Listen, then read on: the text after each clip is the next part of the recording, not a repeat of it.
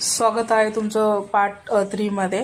तर दिवसभर काम करून असं वाटलं नव्हतं की एवढी वाईट गोष्ट घडेल माझ्यापर्यंत, विचार पण नाही केला। मग तिला म्हणले माझे पाय दुखते, चकोली थोडं वरनं भांडे आणून दे। तिने व्हिडिओ काढाय पण हेल्प केली, वरनं सगळे भांडे आणून दिले। त्याच्यानंतर मी सगळे ना डब्यात भरून ठेवले धान्य, त्याच्यानंतर सगळं व्यवस्थित लावून घेतलं आणि असं काही फायनल लुक होता। एवढा भयंकर गोष्ट घडली ना संध्याकाळी माझ्याकडनं। दिवसभर एक तर काम करून मी थकले होते, मला वाटलं नव्हतं असं होईल म्हणून। चला पुढे सांगतेच तुम्हाला मी।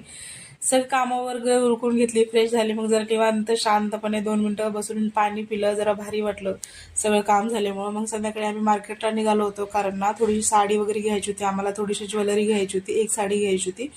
त्यामुळं आम्ही गेलो होतो। खूप जास्त ट्रॅफिक होतं। अगोदर ज्वेलरी वगैरे घेतली, मग साडीच्या दुकानात गेलो, साडी फायनल केली।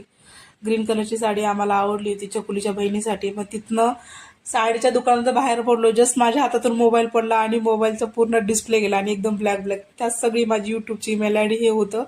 एवढी डेंजर घाबरली होती, म्हणलं आता गेलं सगळं। पण आम्ही तिथेच ना डिस्प्ले बसून घेतलं। जाऊ दे, जे होतं ते चांगल्यासाठी होतं। भेटूया पुढच्या ब्लॉगमध्ये। Bye bye.